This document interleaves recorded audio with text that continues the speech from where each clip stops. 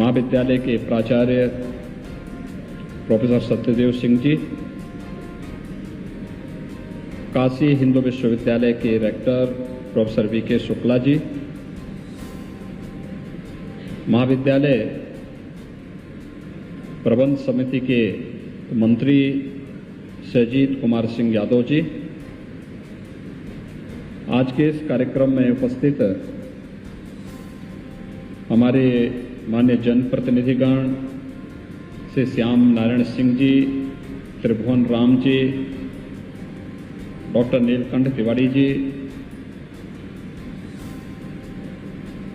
आज के इस कार्यक्रम में विशेष रूप से उपस्थित महामंडलेश्वर से संतोष दास जी सतवा बाबा,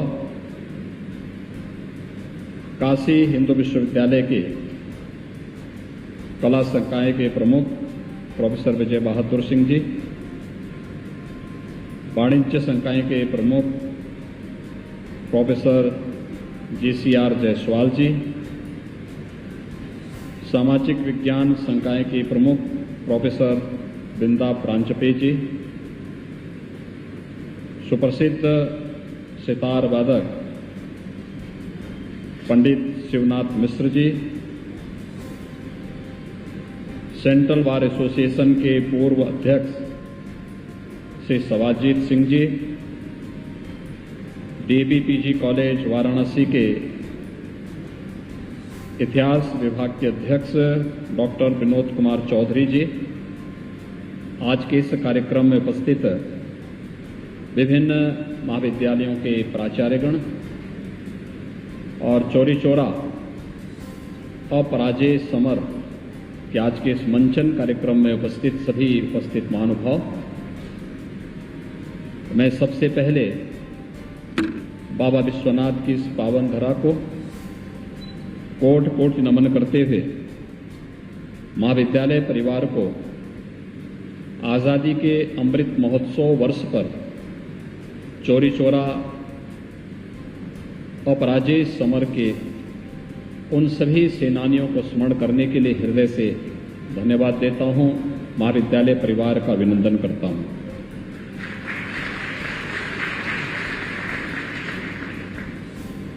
यह हम सबका सौभाग्य है कि देश की आज़ादी के 75 वर्ष जब पूर्ण होने जा रहे हैं, इस अवसर पर दुनिया के सामने वैश्विक मंच पर जो एक नया भारत हम सब के सामने है, प्रधानमंत्री मोदी जी के नेतृत्व में आज वह न केवल भारत की 135 करोड़ जनता के विश्वास का प्रतीक बना है, बल्कि पूरी दुनिया में जहां कहीं भी कोई संकट है, कोई चुनौती है, विश्व मानवता के सामने स्वयं के अस्तित्व का संकट आ खड़ा हुआ है, दुनिया आशा भरी निगाहों से कहीं और देखती है तो वह केवल और केवल एक देश दिखता है, एक नेतृत्व दिखता है, और नेतृत्व आदरणीय मोदी जी का, और देश भारत की ओर देखता है। काशी वासियों का यह सौभाग्य है, काशी हमारी दुनिया की सबसे प्राचीन आध्यात्मिक और सांस्कृतिक नगरी के रूप में तो है ही, लेकिन काशी आज इस देश को नेतृत्व भी दे रही है। एक काशी का हर नागरिक इस बात के लिए अभिनंदन का पात्र है कि प्रधानमंत्री मोदी जी को काशी ने देश की संसद में प्रतिनिधित्व करके भेजा, और आदरणीय प्रधानमंत्री जी ने काशी को उसकी पुरातन काया को बनाए रखते हुए एक नए कलेवर के रूप में दुनिया के सामने प्रस्तुत किया है।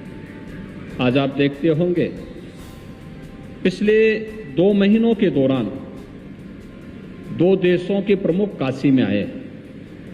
पहले नेपाल के माननीय प्रधानमंत्री जी का काशी में आगमन, और फिर मॉरिशस के प्रधानमंत्री जी का काशी में आगमन। पिछले 2 महीनों के अंदर 2 राष्ट्राध्यक्षों का काशी में आगमन हुआ है। विगत 8 वर्षों के दौरान आपने देखा होगा कई देशों के राष्ट्राध्यक्ष काशी में आए हैं। और दुनिया की सबसे प्राचीन नगरी को देख करके वे अभिभूत हुए हैं। यहाँ की परंपरा को देख करके, यहाँ की संस्कृति को देख करके, यहाँ की विद्वता को देख करके और काशी की गलियों को देख करके, यहाँ के रंग, यहाँ के रूप, यहाँ की बोली, यहाँ की भाषा, यहाँ की एक एक गतिविधि अपने आप में लोगों को अपनी ओर मंत्रमुग्ध कर देती है। व्यक्ति कहीं का भी हो, उसकी बोली, भाषा, राग, रंग, खान पान कुछ भी हो, लेकिन जब वो काशी में आता है तो काशीवासी होकर के ही रह जाता है। और काशी की यही विशेषता काशी को दुनिया के सामने एक अलग पहचान दे देता है। काशी रक्षित है बाबा भैरवनाथ से, और काशी में कोई आता है तो कहीं भूखों नहीं रहता है, क्योंकि मां अन्नपूर्णा की कृपा काशी पे बरसती है। और काशी ने यह भी देखा कि 100 वर्ष पहले काशी से चुराई गई मूर्ति प्रधानमंत्री मोदी जी कनाडा से वापस काशी में लेकर के आ जाते हैं। काशी विश्वनाथ धाम इतना भव्य रूप प्रधानमंत्री मोदी जी के मार्गदर्शन और नेतृत्व में आज बनकर के तैयार हुआ है। आप आश्चर्य करेंगे, जब काशी हिंदू विश्वविद्यालय का उद्घाटन कार्यक्रम था, उस समय भारत की आजादी के एक नए नेतृत्व के रूप में गांधी जी का आगमन भारत की स्वतंत्रता आंदोलन के नायक के रूप में उभर रही थी। और उस समय सरदेव मालवीय जी ने उस समय महात्मा गांधी जी को भी उस उद्घाटन समारोह में बुलाया था। गांधी जी ने उस समय क्या विचार व्यक्त किए थे काशी विश्वनाथ मंदिर में जब दर्शन करने के लिए गए थे, उन संकरी गलियों और गंदगी को देख करके। 100 वर्षों तक किसी का ध्यान आखिर क्यों नहीं जा पाया था काशी विश्वनाथ मंदिर, उन संकरी गलियों, तंग गलियों और यहां की स्वच्छता को लेकर के। 100 वर्ष के बाद अगर काशी को एक नए कलेवर के रूप में प्रस्तुत करके काशी को उसकी पहचान दिलाने का कार्य किया तो प्रधानमंत्री मोदी जी ने दिलाया है। आज काशी विश्वनाथ धाम जिस रूप में आप सबके सामने आया है, नेतृत्व और मार्गदर्शन प्रधानमंत्री मोदी जी का था, सहयोग हर काशीवासी का था, और प्रशासन फिर एक टीम के साथ जब मिलकर के काम किया तो परिणाम तो हमारे पक्ष में आता ही, क्योंकि बाबा विश्वनाथ का आशीर्वाद जो हमारे साथ में था। और भाइयों बहनों, हम लोगों को सफलता प्राप्त हुई। आपने 13 दिसंबर के बाद से देखा होगा, क्या कोई दिन ऐसा है जिस दिन काशी में काशी विश्वनाथ धाम दर्शन करने के लिए कम से कम 1 लाख श्रद्धालु ना आया हो। 1 लाख श्रद्धालु जब अपने साथ आता है तो वहां की पूरी इकोसिस्टम को बदल के रखता है। एक एक चीज उसके साथ जुड़ी होती है। उससे मंदिर के दर्शन ही नहीं करते, उससे हजारों लोग और लाखों लोगों की अर्थव्यवस्था चलती है, उनकी आजीविका का संचालन भी उसके माध्यम से होता है। वहां के विकास को एक नई ऊंचाइयां प्रदान करने में भी अपना योगदान देते हैं। कोई टैक्सी चला रहा है, कोई नाव का संचालन कर रहा है, कोई होटल के व्यवसाय के साथ जुड़ा हुआ है, कोई रेस्टोरेंट के साथ जुड़ा हुआ है, कोई फूल माला और प्रसाद की बिक्री कर रहा है, कोई पूजा पाठ में लग करके लोगों की आस्था का सम्मान करने में अपना योगदान दे रहा है। अलग अलग व्यक्ति, कोई गाइड का काम कर रहा है, कोई सुरक्षा के रूप में काम कर रहा है। अलग अलग व्यक्ति की अलग अलग भूमिका होती है। और आज काशी विश्वनाथ धाम दुनिया, देश और दुनिया का जो भी महानुभाव यहां आता है वह काशी विश्वनाथ धाम को देख करके अभिभूत होता है और उसके मन में इच्छा होती है कि वाह, हम भी ऐसा ही अपने यहां बना सकें, कितना अच्छा होता है। जो भी आता है एक ही विश्वास लेकर के जाता है, यह परिकल्पना, यह नेतृत्व और यह मार्गदर्शन प्रधानमंत्री मोदी जी का है। और उन्हीं के भावनाओं को मूर्त रूप देने में काशी वासियों ने योगदान दिया तो काशी विश्वनाथ धाम एक नई पहचान आप सबको दे रहा है, पूरे काशी वासियों को दे रहा है। काशी की नई पहचान ही हम सब की पहचान है।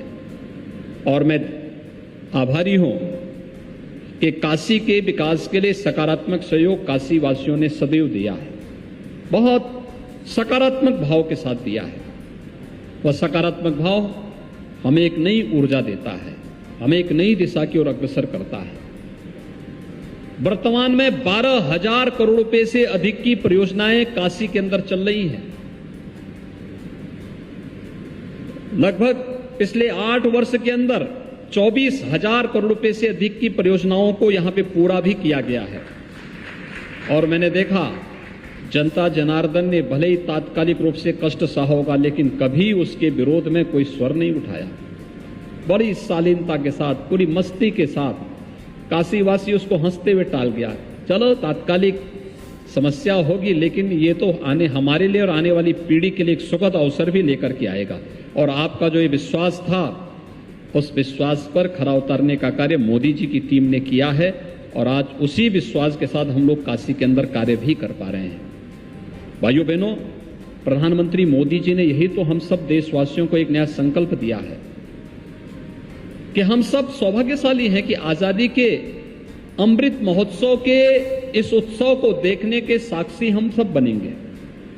जब ये देश अपनी आजादी के 75 वर्ष पूरा कर रहा होगा, उस समय का भारत और आगामी 25 वर्षों की एक व्यापक कार्य योजना को प्रधानमंत्री मोदी जी ने देशवासियों के सामने दिया है। आजादी के उन सभी बलिदानियों को हम स्मरण कर सकें जिन्होंने आजादी के आंदोलन में जुड़ करके, ज्ञात और अज्ञात, आप किसी भी जनपद में जाएंगे, किसी भी गांव में जाएंगे, अगर आप कुदेरेंगे तो आपको कोई ना कोई ऐसा फ्रीडम फाइटर मिल जाएगा जिन्होंने आजादी की लड़ाई में अपना योगदान दिया। लेकिन एक सामूहिक लड़ाई थी, देश की लड़ाई थी। कुछ लोगों ने पहचान देकर के, कुछ लोगों ने अज्ञात रह करके अपनी पहचान को छुपा करके इस लड़ाई में योगदान दिया और उसका परिणाम था कि आजादी के आंदोलन को एक नई ऊंचाइयां प्राप्त हुई। और देखते देखते जिसके बारे में कहा जाता था कि अंग्रेजों का सूर्य कभी अस्त नहीं होगा, 1857 के प्रथम स्वतंत्र समर ने अंग्रेजों के सूर्य को अस्त करने के लिए भी पहली घंटी बजा दी थी कि नहीं, इनका सूर्य भी भारत से अब अस्त होने वाला है। भारत स्वाधीनता की ओर आगे बढ़ रहा है और वही क्रम आगे बढ़ता हुआ दिखाई दिया। 1922 में 4 फरवरी को गोरखपुर में चोरी चोरा की घटना घटित हुई थी।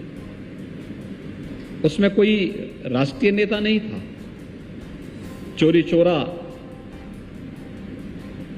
का जो घटना घटित होती है, जो ऐतिहासिक घटना है, वहां के किसानों ने, वहां के मजदूरों ने, वहां के श्रमिकों ने, गांव की महिलाओं ने, वहां के सन्यासियों ने, एक सामान्य नागरिक ने, जिसको आप गांव का कहते हैं, जिसको आप एक सामान्य नागरिक उसको ये अनपढ़ मानता है, लेकिन उसके मन में भी देश की आजादी का जज्बा था। वह भी उसके लिए लड़ना चाहता था, अपना योगदान करना चाहता था। और ये चोरी चोरा की घटना एक सामान्य नागरिकों ने, किसानों ने, श्रमिकों ने, नौजवानों ने, महिलाओं ने, वहां के संतों ने इस पूरे आंदोलन में भाग लेकर के चोरी चोरा की उस ऐतिहासिक घटना को अंजाम दिया था। और चोरी चोरा की घटना से संबंधित जो भी मामले थे, क्योंकि जन जागरण का एक बृहद अभियान चल रहा था। 1921 में गांधी जी का गोरखपुर में आगमन होता है और 21 के बाद उन्होंने जो आंदोलन शुरू किया था, 1920 में जो आंदोलन प्रारंभ किया था पूरे देश के अंदर आजादी के लिए, उसी सिलसिले में उनका गोरखपुर आगमन होता है। गोरखपुर आगमन के बाद आजादी के लिए जो अभियान चलता है गांव गांव में, उसको लेकर के जो कमेटियां बनती हैं, जो कार्यक्रम बनते हैं, प्रत्येक नागरिक उस आंदोलन का हिस्सा बनता है और अंततः चोरी चोरा की घटना घटित होती है। चोरी चोरा में जो 158 लोगों को फांसी की सजा सुनाई गई थी, सरदेव मालवीय जी ने उन सब की पैरवी करके उनमें से अधिकतर लोगों को फांसी के फंदे पर चढ़ने से बचाया था। और ये हमारा सौभाग्य है कि सरदेव मालवीय जी के ही एक शिष्य के द्वारा स्थापित डीएवी पीजी कॉलेज में आज चोरी चोरा के अपराजेय समर को एक नाट्य मंचन के माध्यम से हमें शताब्दी समारोह के अवसर पर देखने का अवसर भी प्राप्त हो रहा है। कड़ियां आपस में जुड़ती हैं। हमारा देश बहुत बड़ा है, 135 करोड़ की आबादी का। दुनिया के अंदर क्या कोई लोकतांत्रिक देश इतना बड़ा है? कोई नहीं है। भारत से आबादी की दृष्टि से चीन थोड़ा बड़ा है, लेकिन चीन के अंदर कोई मौलिक अधिकार किसी नागरिक को नहीं है। कोई व्यक्ति वहां पे मौलिक अधिकारों की बात नहीं कर सकता है। वहां पे पोलित ब्यूरो के आदेश ही सब कुछ मान लिए जाते हैं। भारत में ऐसा नहीं है। भारत में जनता की आवाज को सर्वोपरि दिया गया है। जन भावनाओं को सम्मान किया जाता है, जन आस्था का सम्मान किया जाता है। काशी विश्वनाथ धाम जन आस्था की सम्मान का प्रतीक है। अयोध्या में राम मंदिर का निर्माण उसी जन आस्था के सम्मान का प्रतीक है। जन आस्था को सम्मान, जनता जिस चीज को सम्मान की दृष्टि से देखे, उसको प्रोत्साहित करे, सरकार उसमें सहयोग करने के लिए सदैव तत्पर दिखाई देती है।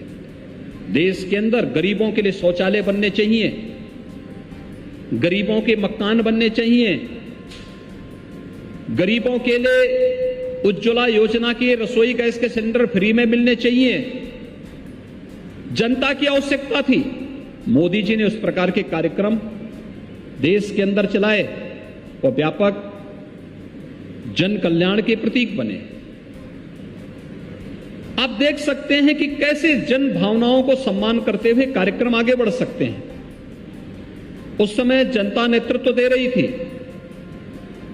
लेकिन जब देश की आजादी की लड़ाई चल रही थी, सरकारें जन आस्था का सम्मान न करके उसके विरोध में कुछ न कुछ बैरियर खड़ा करने का कार्य करती थी।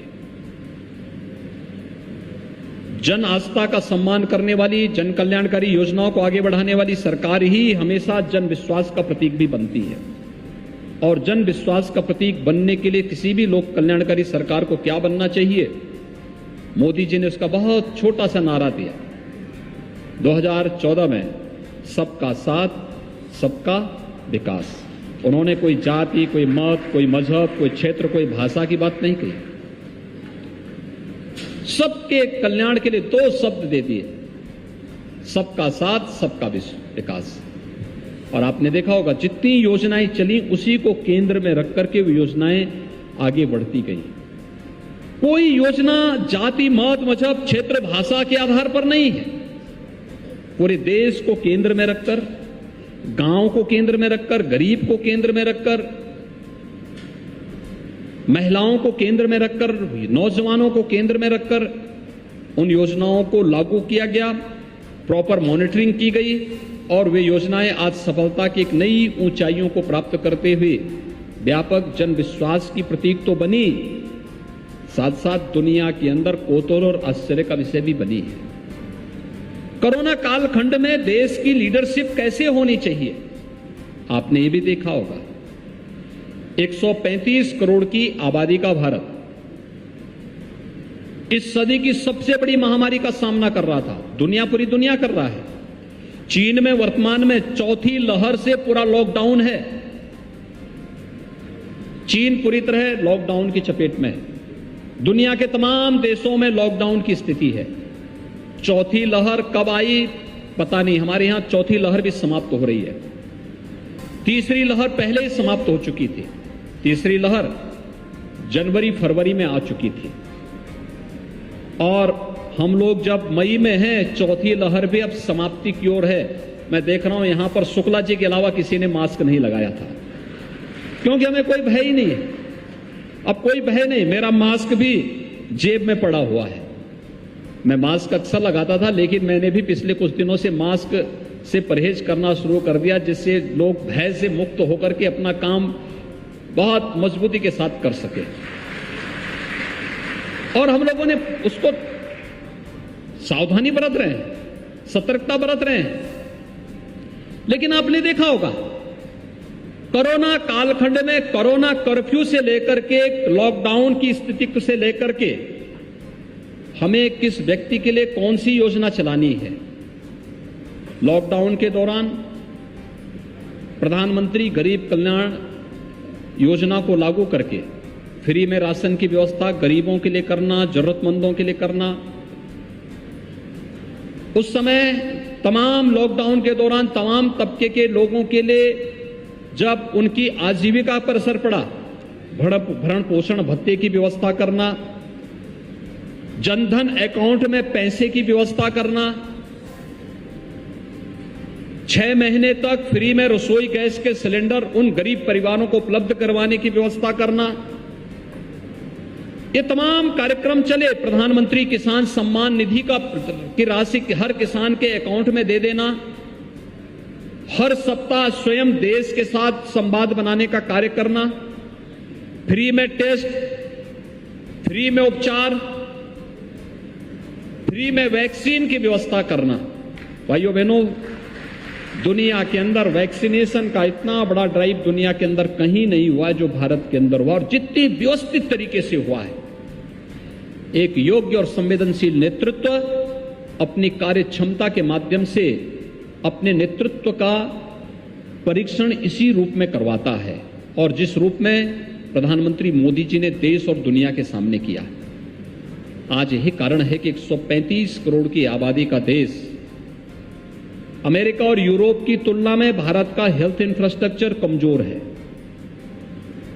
लेकिन मृत्यु दर दुनिया के अंदर सबसे न्यूनतम भारत का है। अमेरिका की आबादी, अमेरिका दुनिया के अंदर सबसे बड़ी अर्थव्यवस्था है, सबसे बड़ी सामरिक ताकत भी है, लेकिन अमेरिका की स्थिति क्या हो गई? अमेरिका की आबादी भारत की 1/4 है, लेकिन अमेरिका के अंदर कोरोना से होने वाली मौत के आंकड़े भारत से दुगने हैं। यानी भारत की आबादी का 1/4 देश अमेरिका, हेल्थ इंफ्रास्ट्रक्चर भारत से अच्छा, लेकिन मौत भारत से दुगनी अमेरिका के अंदर हुई है। ये चीजें दिखाती हैं नेतृत्व की कसौटी क्या होनी चाहिए। ये प्रधानमंत्री जी ने दुनिया के नेताओं के सामने साबित किया है, अपनी कार्य क्षमता के माध्यम से, अपनी कर्मठता के माध्यम से, अपनी संवेदनशीलता के माध्यम से। और काशी को इसका श्रेय इसलिए भी मिलता है क्योंकि मोदी जी देश की संसद में प्रतिनिधित्व काशी का करते हैं, काशी की ओर से करते हैं, और इसलिए काशी वासियों का मैं इस अवसर पर हृदय से अभिनंदन करता हूं। काशी के साथ आज हमें चौरी चौरा के इस महोत्सव के साथ जुड़ने का सौभाग्य प्राप्त हो रहा है। भाइयों बहनों, चौरी चौरा में हम लोगों ने 4 फरवरी 2021 को इस कार्यक्रम का शुभारंभ किया था, और 4 फरवरी 2023 तक ये कार्यक्रम वहां पर चलेंगे। अनेक कार्यक्रम चल रहे हैं, और हर एक शहीद स्मारक में हम लोग इस प्रकार के कार्यक्रमों को आगे बढ़ाने का कार्य भी कर रहे हैं। प्रदेश का पर्यटन विभाग, संस्कृति विभाग, प्रदेश के अन्य सभी विभाग मिलकर के इस कार्यक्रम को तेजी के साथ आगे बढ़ाने का कार्य कर रहे हैं। चौरी चौरा महोत्सव का शुभारंभ, इस शताब्दी महोत्सव का शुभारंभ प्रधानमंत्री जी के ही कर कमलों से हम लोगों ने प्रारंभ किया था, और ये कार्यक्रम चल रहे हैं। और आज मुझे प्रसन्नता है, कार्यक्रम काशी में आज यहां पर हो रहा है। प्रधानमंत्री मोदी जी ने आप सबके सामने, पूरे देशवासियों के सामने एक लक्ष्य दिया है कि हमने 75 वर्ष की आजादी को देखा है, एक उभरते हुए भारत को, एक भारत श्रेष्ठ भारत को हमने देखा है। अमृत महोत्सव में हम लोगों को देश की आजादी के इस उत्सव के साथ जुड़ने का सौभाग्य भी प्राप्त हो रहा है, लेकिन आगामी 25 वर्ष देश की आजादी का अमृत काल होगा। इस अमृत काल को हम किस रूप में, कैसे भारत के रूप में देखना चाहते हैं? जब 25 वर्ष के बाद जब भारत अपनी आजादी का शताब्दी महोत्सव मना रहा होगा, उस समय कैसा भारत आपको चाहिए? कैसा भारत चाहिए? याद रखना, एक समर्थ और सशक्त भारत, दुनिया को नेतृत्व देने वाला भारत चाहिए, तो नेतृत्व के प्रति अटूट निष्ठा के साथ ही हर एक व्यक्ति को जो जिस क्षेत्र में कार्य कर रहा है, उस हर व्यक्ति को अपने कर्तव्यों के निर्वहन के लिए अपने आप को समर्पित भाव के साथ कार्य करना होगा, लगना होगा। जो शिक्षा के क्षेत्र में है वह ईमानदारी के साथ शिक्षा के क्षेत्र में कार्य करे, जो स्वास्थ्य के क्षेत्र में कार्य कर रहा हो स्वास्थ्य क्षेत्र में काम करे, जो व्यक्ति व्यवसाय के क्षेत्र में कैसे हम अधिक से अधिक लोगों को आत्मनिर्भर भारत के लक्ष्य को आगे बढ़ाने में अपना योगदान दे सकते हैं, उस दिशा में हम कार्य करें। जो खेती किसानी के क्षेत्र में है, वह खेती किसानी को कैसे हम उसे दूसरों पर निर्भर होने का नहीं बल्कि आत्मनिर्भरता के लक्ष्य को प्राप्त करने में कैसे हम अपना इसका योगदान दे सकते हैं। हर एक क्षेत्र में जो व्यापक संभावनाएं हैं उन संभावनाओं को आगे बढ़ाने के लिए हम सबको मिलकर के कार्य करना होगा और हम सबके द्वारा प्रारंभ किए जाने वाली इन योजनाओं का परिणाम भी हमारे सामने उसी रूप में आएगा। हम आज भी इस बात को मानते हैं कि हमें देश की जीडीपी को बढ़ाना है तो हमें उसके लिए स्टेट पर ध्यान देना होगा। स्टेट की जीडीपी को बढ़ाना होगा तो हमें अपने जनपदों पे ध्यान देना होगा। हमें जनपद की जीडीपी को बढ़ाना है तो हमें अपने नगर निकाय और अपने ग्राम पंचायतों को आत्मनिर्भर बनाने की दिशा में कदम बढ़ाने होंगे। ये सब सरकार पर निर्भर रह करके अपने आप को असहाय महसूस न करें बल्कि अपनी इनकम को स्वयं बढ़ा करके आत्मनिर्भरता के लक्ष्य को स्वयं प्रदान करें, उस दिशा में अग्रसर हों। और ये संभावनाएं हैं उत्तर प्रदेश के अंदर हर ग्राम पंचायत और हर नगर निकाय के अंदर ये संभावना है और उस संभावनाओं को आगे बढ़ाने के साथ हमें आगे बढ़ना होगा। मैं डीएवी पीजी कॉलेज से इस बारे में यहाँ की प्राचार्य जी और यहाँ की टीम से कहूंगा, काशी विश्वनाथ धाम प्रधानमंत्री मोदी जी की आत्मनिर्भरता के उसी लक्ष्य को आगे बढ़ाने की दिशा में किए जाने वाले कदम का एक बहुत महत्वपूर्ण एक लक्ष्य आप सबके सामने निर्धारित किया गया है और इस दिशा में हमें अब अपने कार्यक्रम को आगे बढ़ाना होगा। विश्वविद्यालय को, महाविद्यालय को इस दिशा में अपने कार्यक्रम रखने पड़ेंगे कि आखिर काशी विश्वनाथ धाम बनने के पहले यहाँ की स्थिति क्या थी, यहाँ की सामाजिक स्थिति, वहाँ की धार्मिक स्थिति, वहाँ पर व्यवसाय की स्थिति क्या थी। काशी विश्वनाथ धाम बनने के बाद कैसे कैसे यहाँ की सामाजिक स्थिति पर, धार्मिक स्थिति पर, आध्यात्मिक स्थिति पर, आर्थिक स्थिति पर परिवर्तन हुए हैं। लोगों के व्यवहार में क्या परिवर्तन हुआ है, टैक्सी चालक से लेकर के और होटल व्यवसाय तक, एक सामान्य पुजारी से लेकर के और प्रत्येक धार्मिक स्तर पर इसका क्या असर पड़ा है। पूरी इकोसिस्टम को बदलने में कैसे काशी विश्वनाथ धाम ने योगदान दिया, एक बहुत अच्छी स्टडी इस पर हो सकती है और फिर उसको पब्लिश करा करके आप किसी भी अच्छी मैगजीन में उसको प्रकाशन भी करवा सकते हैं और उसके नाम से अपने कॉलेज को भी एक प्रतिष्ठा दिला सकते हैं। अपने काशी हिंदू विश्वविद्यालय भी इस दिशा में अच्छा प्रयास प्रारंभ कर सकता है। हमारी आदत क्या है, हम कोई भी कार्य देखते हैं उसकी सराहना तो करते हैं लेकिन उस पर स्टडी नहीं कर पाते, उसको एक डॉक्यूमेंटेशन करने की हमारी आदत समाप्त हो जाती है। हम आने वाली पीढ़ी के लिए कुछ भी ऐसा नहीं दे पाते हैं जो आने वाली पीढ़ी के लिए एक धरोहर के रूप में आने वाले समय में शोध के एक नए उच्च पायदान पर उसे आगे बढ़ाने में योगदान दे सके। मुझे काशी हिंदू विश्वविद्यालय में सत्यदेव मालवीय जी ने एक पुस्तक काशी हिंदू विश्वविद्यालय की स्थापना के समय प्रकाशित की थी, जिसे 1920-21 के आसपास 1920-21 में अंग्रेजों ने उस पुस्तक को यहां से जब्त करवा करके जला दिया था। वो सनातन हिंदू धर्म पर पुस्तक थी। मुझे काशी के ही एक स्कॉलर ने वो पुस्तक उपलब्ध कराई थी और उसकी एक दुर्लभ प्रति मुझे फिर बाद में उसका हिंदी में, इंग्लिश में उन्होंने मुझे उपलब्ध कराई। मैंने उसका हिंदी ट्रांसलेट के लिए दिया कि भाई इसको हम कैसे कॉलेजेस में उपलब्ध करा सकते हैं, स्कूलों में कैसे इसको भेज सकते हैं। सनातन धर्म पर एक मौलिक ग्रंथ है, श्रीमती एनी बेसेंट ने उसको उस समय लिखा था और बहुत अच्छा, उसमें बहुत अच्छा काम हुआ है। अगर मालवीय जी ने उसको काशी हिंदू विश्वविद्यालय के लिए लागू किया, यहाँ के स्कूलों के लिए लागू किया था, तो मौलिक ग्रंथ जरूर रहा होगा। अंग्रेजों ने उसे जब्त कर दिया था और जब्त करने के बाद उसकी सभी प्रतियां उन्होंने जला दी थी, लेकिन कुछ प्रतियां मिली उसकी और उनमें से एक प्रति मेरे पास उपलब्ध हुई। मैं देख रहा था आखिर हम अपने ज्ञान की परंपरा को क्षुण्ण बनाए क्यों नहीं रख सकते, क्यों नहीं उसके संरक्षण का हम काम करते हैं। हमने इस प्रकार के मौलिक शोध को आगे बढ़ाने का काम क्यों नहीं किया। हमारे विश्वविद्यालय, हमारे महाविद्यालय केवल डिग्री बांटने के अड्डे बन जाएंगे क्या? हम एक रूटीन के कार्य के साथ ही जुड़े रहेंगे क्या? हमारा लोग से, समाज से कोई संबंध ही नहीं रहा। हमें जोड़ना पड़ेगा, उस दिशा में आगे बढ़ना पड़ेगा।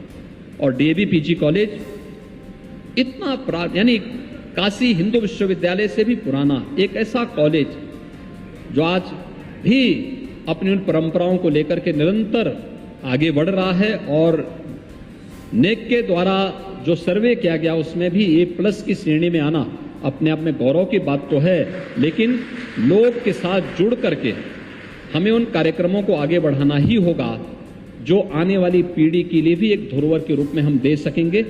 चौरी चौरा महोत्सव को, शताब्दी महोत्सव के कार्यक्रम को आज यहाँ पर एक अपराजेय समर के रूप में नाट्य मंचन के लिए मैं DAV PG कॉलेज को हृदय से धन्यवाद देता हूँ।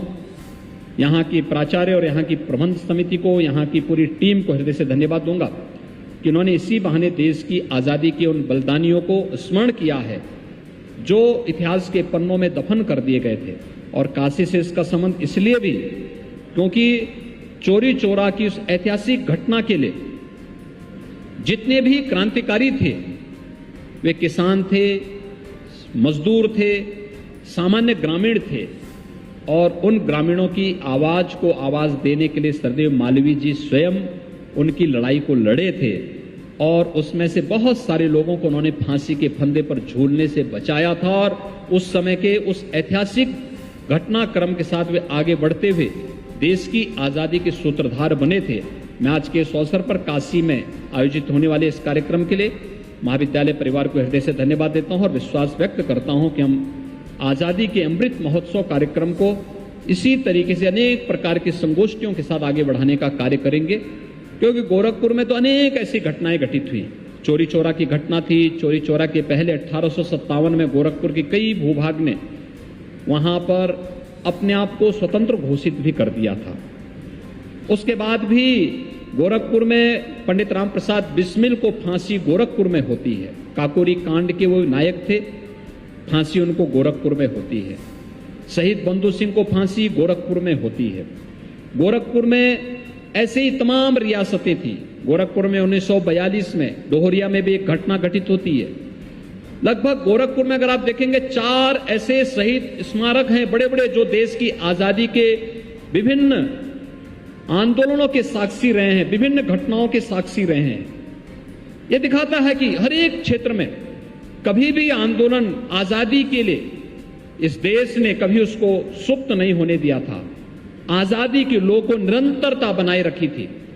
आजादी की, देश की आजादी के बाद हमारा दायित्व बनता है।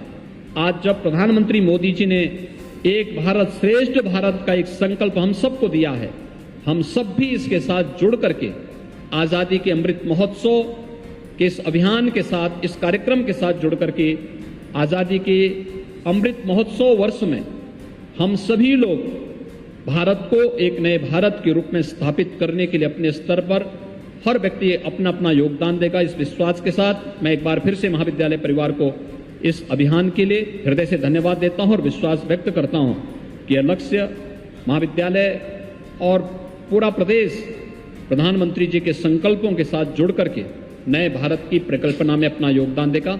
आप सबके प्रति हृदय से धन्यवाद। जय हिंद।